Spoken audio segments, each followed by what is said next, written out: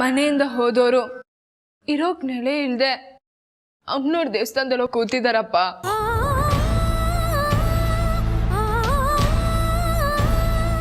ಮಾವ ಅತ್ತೆ ಮೇಲೆ ಕೋಪ ಮಾಡ್ಕೊಂಡಿದ್ದಾರೆ. ಶಿವು ಒಬ್ನೇ ನಾದಸ್ವರ ನುಡಿಸಿ ಅವ್ರನ್ನ ಸಾಕೋದಕ್ಕಾಗಲ್ಲ ಅಂತ ಅತ್ತೆ ದೇವಸ್ಥಾನಕ್ಕೆ ಬಂದವ್ರ ಹತ್ರ ಎಲ್ಲ ಕೆಲಸ ಕೇಳ್ತಾ ಇದ್ದಾರೆ.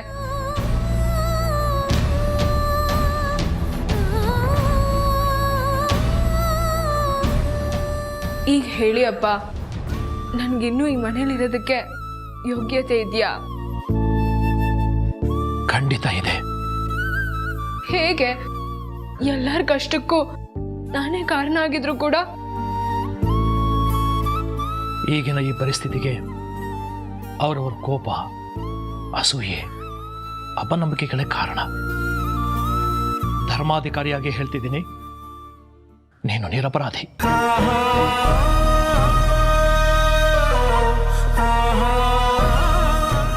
ಈ ಮನೆಯಲ್ಲಿರೋದಕ್ಕೆ ನಿನಗೆ ಸಂಪೂರ್ಣ ಹಕ್ಕಿದೆ, ಯೋಗ್ಯತೆಯೂ ಇದೆ.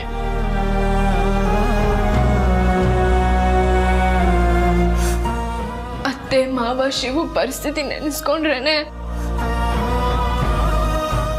ಅಳಬೇಡಮ್ಮ. ಲಕ್ಷ್ಮಿ ನನಗೆ ಒಡ ಹುಟ್ಟಿದವಳು. ಅವಳ ಬಗ್ಗೆ ನನಗೆ ಯೋಚನೆ ಇರಲ್ವಾ? ಇಷ್ಟೊತ್ತು ಅವಳ ಕುಟುಂಬಕ್ಕೆ ಯಾವ ರೀತಿ ಸಹಾಯ ಮಾಡಬಹುದು ಅಂತ ಯೋಚನೆ ಮಾಡ್ತಿದ್ದೆ. ಏನಾದ್ರೂ ತೋಚ್ತಾ ಅಪ್ಪ?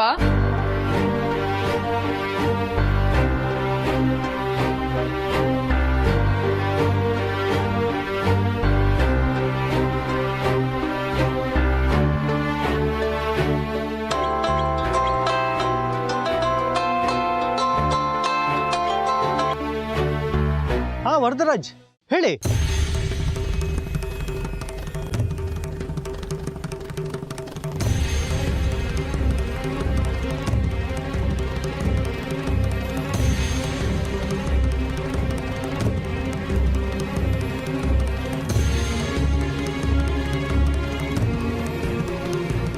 ಲಕ್ಷ್ಮಿ ಈಗ ಗಂಡ ಮಗನ ಜೊತೆ ಅಮ್ಮನವ್ರ ದೇವಸ್ಥಾನದಲ್ಲಿ ಕೂತಿದ್ದಾಳಂತೆ.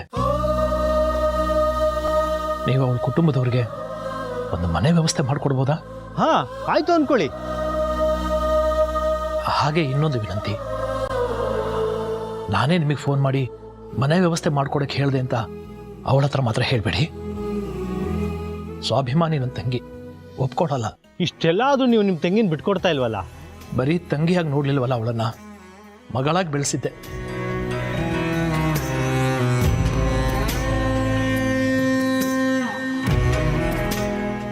ಮಗು ಕೋಪಿಸ್ಕೊಂಡು ಮನೆ ಬಿಟ್ಟು ಹೋಗಿದೆ. ಮರೆಯಲಿದ್ದಾದ್ರೂ ಸರಿ, ಎಲ್ಲ ಸರಿ ಹೋಗೋವರೆಗೂ ನಾನೇ ತಾನೇ ಜೋಪಾನ ಮಾಡಬೇಕು.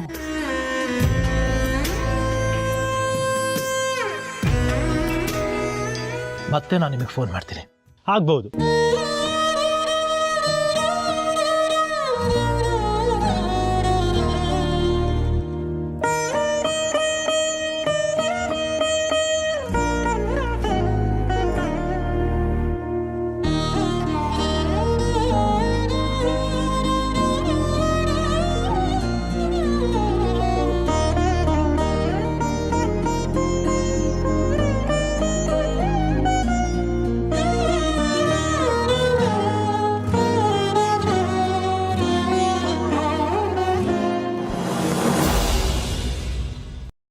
ಇಷ್ಟು ದಿವಸ ಮಾವ ಬಾವ ಅನ್ಕೊಂಡು ನಮ್ಮ ಅಣ್ಣನ್ಗೆ ಕತ್ತೆ ತರ ದುಡಿದ್ರಲ್ಲ, ಹೀಗ್ ಜಗಳ ಮಾಡ್ಕೊಂಡು ಆಚೆ ಬಂದ್ರೆ ಇರಕ್ಕೊಂದ್ ಮನೆ ವ್ಯವಸ್ಥೆ ಮಾಡಿದ್ರ ಅಪ್ಪ ಮಗ. ನಾನು ಯಾಕೆ ಮಾಡ್ಬೇಕಿತ್ತು? ನನಗೆ ಯಾವತ್ತೂ ಆ ಮನೆಯಿಂದ ಜಗಳ ಮಾಡ್ಕೊಂಡು ಈಗ ಬೀದಿ ಪಾಲಾಗೋ ಯೋಚನೆ ಇರಲಿಲ್ಲ. ನೀನು ತಾನೇ ಕಾಲು ಕೇಳ್ಕೊಂಡು ಜಗಳ ಮಾಡಿ ಕುಣ್ಕೊಂಡು ಬಂದಿದ್ದು. ನೀನೇ ಮಾಡು ಮನೆ ವ್ಯವಸ್ಥೆನ. ನಾನಾ? ಹೌದು. ಮನೆ ಮಾಡೋ ಬಿಸಿ ತಟ್ಟಿದ್ರೆ ಇಷ್ಟು ದಿನ ಮನೆ ಜವಾಬ್ದಾರಿ ತಗೊಂಡು ಎಲ್ಲ ನಿಭಾಯಿಸ್ತಿದ್ರಲ್ಲ ನಿಮ್ಮಣ್ಣ, ಬೆಲೆ ಏನು ಅಂತ ಗೊತ್ತಾಗುತ್ತೆ ನೋಡಿ. ಇದೇನಿದು ರಂಗದೊರೆ, ಹೆಂಡತಿ ಮಕ್ಕಳ ಸಮೇತ ಬಂದ್ಬಿಟ್ಟಿದ್ದೀರಿ?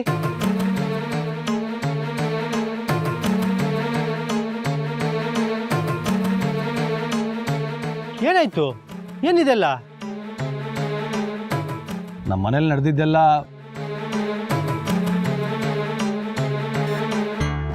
ನೋಡಿ ಅರ್ಚಕರೇ, ತುಂಬಾ ಕಷ್ಟದಲ್ಲಿದ್ದೀವಿ. ಯಾಕೆ ಏನು ಅಂತೆಲ್ಲ ಕೇಳಬೇಡಿ. ದಯವಿಟ್ಟು ಉಳ್ಕೊಳ್ಳೋಕ್ಕೆ ಒಂದು ಬಾಡಿಗೆ ಮನೆ ವ್ಯವಸ್ಥೆ ಆದರೆ ಚೆನ್ನಾಗಿರ್ತಿತ್ತು. ವರದರಾಜ್ ತಂಗಿಗೆ ಸಹಾಯ ಮಾಡಲ್ಲ ಅನ್ನಕ್ಕಾಗತ್ತಾ? ಅವ್ರು ನಂಗೆ ಎಷ್ಟೆಲ್ಲ ಸಹಾಯ ಮಾಡಿದ್ದಾರೆ. ನೋಡಿ, ನಾವಿವಾಗ ಅವ್ರ ಜೊತೆ ಇಲ್ಲ. ನಮಗೂ ಅವ್ರಿಗೂ ಯಾವುದೇ ರೀತಿ ಸಂಬಂಧ ಇಲ್ಲ. ಅವ್ರ ಹೆಸರು ಉಪಯೋಗಿಸ್ದೆ ಯಾವುದಾದ್ರೂ ಬಾಡಿಗೆ ಮನೆ ವ್ಯವಸ್ಥೆ ಮಾಡೋಕ್ಕಾಗತ್ತಾ ನೋಡಿ. ಇಷ್ಟು ವರ್ಷ ನೀವು ನನಗೆ ವರದರಾಜ್ ತಂಗಿ ಅಂತಾನೆ ಪರಿಚಯ, ಬೇರೆ ಏನು ಕರೆಯೋದು ನಿಮ್ಮನ್ನ? ನೋಡಿ, ನನ್ನ ಹೆಸರು ಲಕ್ಷ್ಮಿ. ಬಾಯಿ ತುಂಬ ಲಕ್ಷ್ಮಮ್ಮ ಅಂತ ಕರೀರಿ. ಇಲ್ಲ, ಇವನು ನನ್ನ ಮಗ ಶಿವು. ಶಿವು ತಾಯಿ ಅಂತಾದ್ರೂ ಕರೀರಿ. ಆದ್ರೆ ವರದರಾಜು ತಂಗಿ ಅಂತ ಮಾತ್ರ ಯಾರಿಗೂ ಪರಿಚಯ ಮಾಡ್ಕೊಡ್ಬಿಡಿ. ದಯವಿಟ್ಟು ನನ್ನ ಕೈ ಮುಗಿತೀನಿ. ಸರಿನಮ್ಮ, ಬನ್ನಿ ಮನೆ ತೋರಿಸ್ತೀನಿ.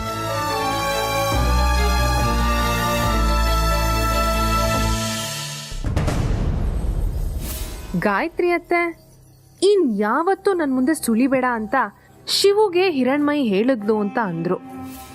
ನನಗೆ ನಂಬೋಕೆ ಆಗ್ತಿಲ್ವಲ್ಲ. ಈ ಹಿರಣ್ಮಯಿ ಮನ್ಸಾದ್ರೂ ಎಂಥದ್ದು? ನನ್ನನ್ನು ತಿರಸ್ಕರಿಸಿದ ಶಿವುಗೆ ಈ ಅವಮಾನ ಆಗ್ಬೇಕಾಗಿದ್ದೆ. ಆದ್ರೂ ಅವನ ಮನಸ್ಥಿತಿ ಹೆಂಗಿದೆ, ಅವ್ರ ಅಮ್ಮನ ಕೋಪ ಎಷ್ಟರ ಮಟ್ಟಿಗಿದೆ ಅಂತ ತಿಳ್ಕೊಬೇಕಲ್ಲ.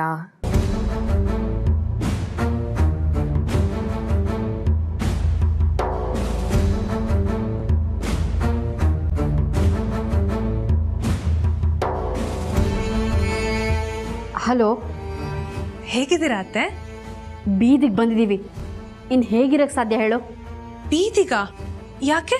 ಹಿರಣ್ಮಯಿಗೋಸ್ಕರ ನಿಮ್ಮಪ್ಪ ನಮ್ಮನ್ನ ಮನೆ ಬಿಟ್ಟು ಓಡಿಸ್ಬಿಟ್ರು ಕಣೆ.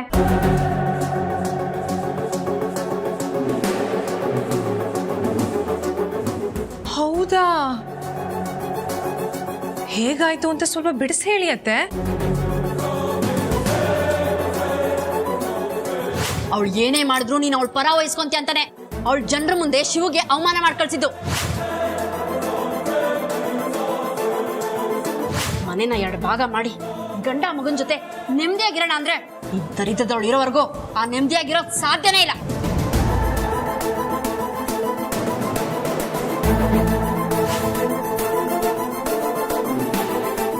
ಇಷ್ಟು ದಿವಸ ನನ್ನ ಗಂಡನ ಜೀವದ ಹಾಳಾಗಿ ಇಟ್ಕೊಂಡಿದ್ದು ಸಾಕು. ಇನ್ನಾದ್ರೂ ನನ್ನ ಗಂಡನ ನನ್ನ ಜೊತೆ ಕಳಿಸ್ಕೊಡಿ. ನಾನು ಜೀತ ಮಾಡಿಸ್ಕೊಂತಿದ್ನ? ಹೌದು. ರಂಗದೊರೆ, ಭಾವ ದಯವಿಟ್ಟು.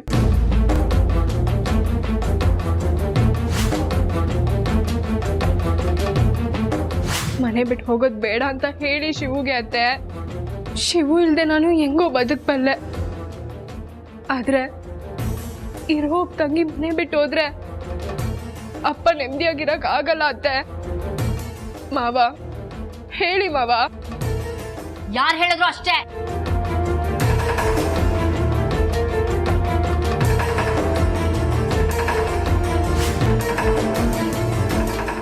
ಓ, ನೀವೇ ಮನೆ ಬಿಟ್ಟು ಬಂದ್ರಿ ಅನ್ನಿ? ಮನೆ ಬಿಟ್ಟು ಬರೋ ಸಂದರ್ಭ ತಂದಿದ್ದು ನಿಮ್ಮಪ್ಪ. ಆ ಹಿರಣ್ಮಯಿ ಏನ್ ಮಾಡಿದ್ರು ಚಂದ ನಿಮ್ಮಪ್ಪಂಗೆ. ಇನ್ನೊಬ್ಬನ ಜೊತೆಗೆ ಒಂದ್ ರಾತ್ರಿ ಇದ್ ಬಂದ್ರು ಕೂಡ. ಹಿರಣ್ಮಯಿ ಶಿವುಗೆ ಬೈದು ಆಸ್ಪತ್ರೆಯಿಂದ ಓಡಿಸ್ಬಿಟ್ಲಂತೆ. ಇನ್ಯಾವತ್ತೂ ನನ್ನ ಹತ್ರ ಬರ್ಲೇಬೇಡ ಅಂದ್ಬಿಟ್ಲಂತೆ. ಕೇಳಿ ಹೊಟ್ಟೆ ಎಲ್ಲ ಉರ್ದೋಯ್ತು ಅತ್ತೆ. ನಾನಾಗೆ ಕಾಡಿ ಬೇಡಿದ್ರು ಕೂಡ ನಿಮ್ಮ ಮಗ ನನ್ನ ಕೈಗೆ ಸಿಗ್ಲಿಲ್ಲ.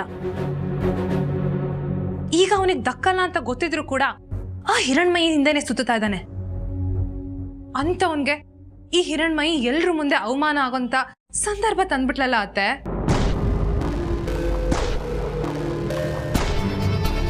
ಹಿರಣ್ಮಯಿ ಜಾಗದಲ್ಲಿ ನಾನೇನಾದ್ರು ಇದ್ದಿದ್ರೆ ಮೊದಲು ನನ್ನ ಗಂಡ ನನ್ ಬದುಕು ಅಂತ ಆಸ್ಪತ್ರೆಯಿಂದ ಹೊರಗೆ ಬರ್ತಿದ್ದೆ. ಶಿವು ನೊಂದ್ಕೊಂಡು ಹೋದ್ರು ಅಂತ ಅತ್ತೆ ಹೇಳಿದ್ರು. ಅದಕ್ಕೆ ನಿಮ್ಗೂ ಶಿವಗೂ ಸಮಾಧಾನ ಮಾಡೋಣ ಅಂತ ಫೋನ್ ಮಾಡಿದೆ. ಆ ಹಿರಣ್ಮಯಿ ನಿಮ್ಮ ಮಗನ ಮನ್ಸಿಂದ ಓಡಿಸಿದ್ದು ಸಾಲದಂತ ನಿಮ್ಮನ್ನ ಮನೆಯಿಂದಾನೇ ಓಡಿಸ್ಬಿಟ್ಟಿದಾರಲ್ಲ ಅತ್ತೆ. ನಿಮ್ ಲೈಫು ಆ ಹಿರಣ್ಮಯಿ ಕಾಲ್ ಸಿಕ್ಕಾಕೊಂಡ್ರೆ ಫುಟ್ಬಾಲ್ ಆಗೋಯ್ತಲ್ಲ ಅತ್ತೆ. ಆದ್ರೂ ನೀವ್ ಆ ಮನೆ ಬಿಟ್ಟು ಬರ್ಬಾರ್ದಾಗಿತ್ತು. ಮರ್ಯಾದೆ ಇಲ್ದಿರೋ ಜಾಗದಲ್ಲಿ ಇದೇನ್ ಮಾಡ್ಬೇಕಾಗಿತ್ತು ಹೇಳು? ಆ ಅನಾಥೆನ ಮೊದ್ಲು ಮನೆ ಬಿಟ್ಟು ಓಡಿಸ್ಬೇಕಾಗಿತ್ತು. ಅದಕ್ಕೆ ತಕ್ಕ ತಕ್ಕ ಪ್ಲಾನ್ ಹಿಡಿಬೇಕಾಗಿತ್ತು. ಅದನ್ನ ಬಿಟ್ಟು ನೀವೇ ಆ ಮನೆಯಿಂದ ಹೊರಗೆ ಬಂದಿದ್ದೀರಲ್ಲ ಅನಾಥರ ತರ. ಅನಾಥರು ಅನ್ಬೇಡ್ವೆ, ನೋವಾಗತ್ತೆ. ಈಗ ನೋವು ಮಾಡ್ಕೊಂಡು ಏನ್ ಪ್ರಯೋಜನ? ಭವಿಷ್ಯ ಮೊದ್ಲೇ ಗೊತ್ತಿತ್ತು ನನಗೆ.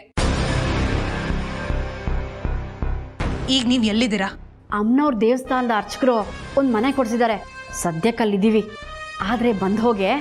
ನಿಮಗೆ ತಿನ್ನಕ್ ಗತಿ ಇಲ್ಲ, ನಾನ್ ಬಂದ್ ತೊಂದ್ರೆ ಕೊಡ್ಲಾ ಅತ್ತೆ? ತಿನ್ನಕ್ ಗತಿ ಇಲ್ಲ ಅಂತೆಲ್ಲ ಹೇಳ್ಬೇಡ್ವೆ, ಸಂಕಟ ಆಗತ್ತೆ. ಊಟಕ್ಕೇನ್ ತೊಂದರೆ ಇಲ್ಲ, ಬಂದ್ ಹೋಗು. ನೋಡ್ತೀನಿ.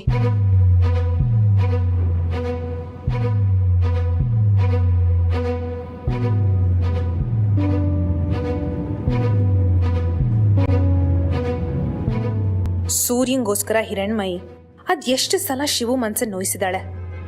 ಆದ್ರೂ ಅದನ್ನೆಲ್ಲ ಮರೆತು ಪದೇ ಪದೇ ಶಿವು ಅವಳತ್ರ ಬರ್ತಿದ್ರೆ ಇವಳು ಯಾಕೆ ಅವನ್ನ ದೂರ ಇಡ್ತಿದ್ದಾಳೆ? ಯಾಕಿರ್ಬೋದು? ಹಿರಣ್ಮಯಿ ಏನಾದ್ರೂ ನಮ್ ಸೂರ್ಯನ ಕಡೆಗೆ ಅಟ್ರಾಕ್ಟ್ ಆಗಿದಾಳ? ಮೊದಲು ಈ ಸೂರ್ಯನ ನಾಟಕ ಏನು ಅಂತ ತಿಳ್ಕೋಬೇಕು, ಆಮೇಲೆ ಹಿರಣ್ಮಯಿ ವಿಷಯ.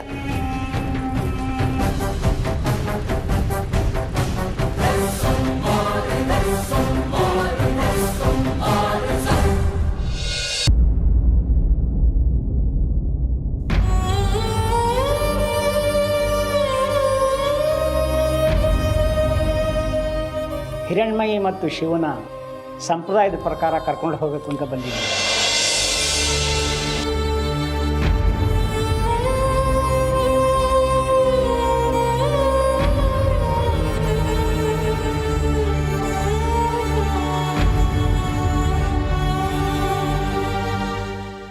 ಯಶಸ್ವಿ ಭವ, ಕೀರ್ತಿವಂತರಾಗಿ.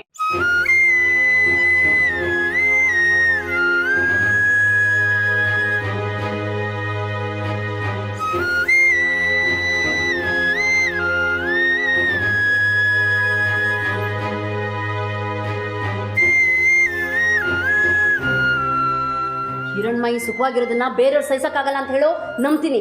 ಆದ್ರೆ ಅವಳು ಬೇರೆಯವ್ರ ಸುಖಕ್ಕೆ ಅಡ್ಡಿ ಆಗೋಂಥ ಹುಡುಗಿ ಅಲ್ಲ ಅವಳು. ಇಷ್ಟು ದಿನ ನೀನು ಕಣ್ಣೀರು ಹಾಕಿದ್ದು ಸಾಕು ಹಿರಣ್ಮಯಿ. ಇನ್ನು ಮುಂದೆ ನಾನು ಹಿರಣ್ಮಯಿ ಕಣ್ಣಲ್ಲಿ ಯಾವುದೇ ಕಾರಣಕ್ಕೂ ಒಂದೇ ಒಂದು ಹನಿ ನೀರು ಬರಬಾರ್ದು.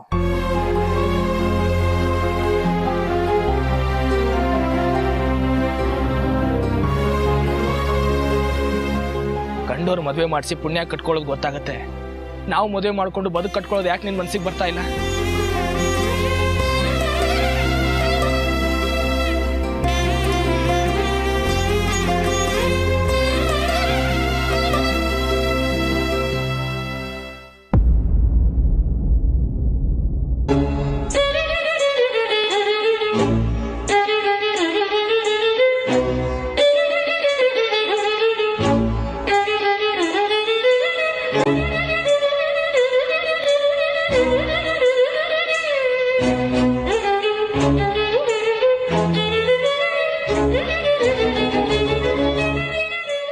ನಿನ್ನೆವರೆಗೂ ಎಲ್ಲ ಎಷ್ಟು ಚೆನ್ನಾಗಿತ್ತು.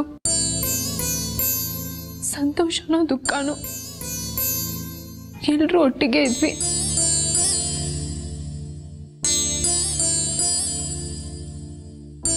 ಇಷ್ಟ ಇಲ್ಲದೆ ಹೋಗಿರೋದು ಅವರು. ಅವ್ರು ಯೋಚನೆ ಮಾಡಬೇಕು ಹಾಗಂತ.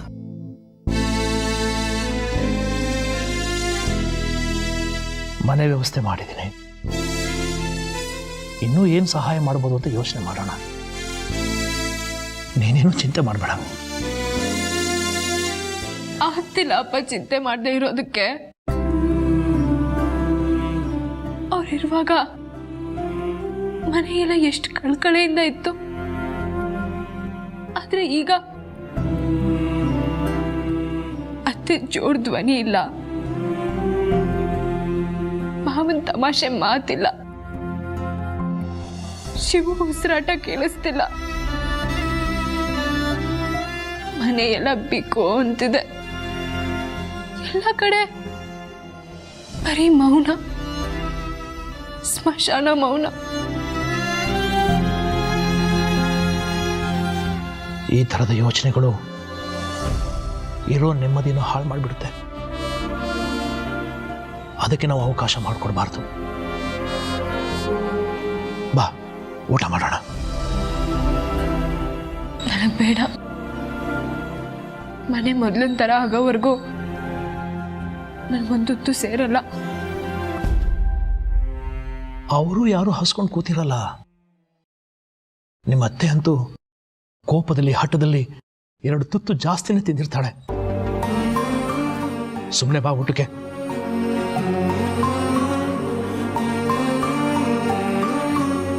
ಒಟ್ಟಿನಲ್ಲಿ ನನ್ನ ಮಾತಿಗೆ ಬೆಲೆ ಇಲ್ಲ ಅಲ್ವಾ?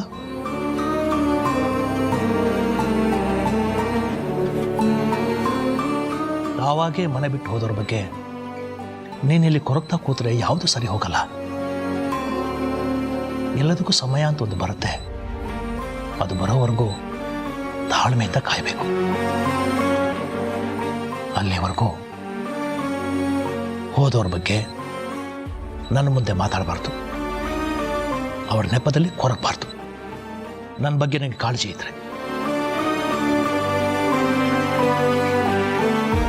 ಹಾಗೆ ಈ ಅಪ್ಪನ ಮಾತಿಗೆ ಬೆಲೆ ಕೊಡ್ತೀಯ ಅನ್ನೋದಾದ್ರೆ ಊಟಪ್ಪ.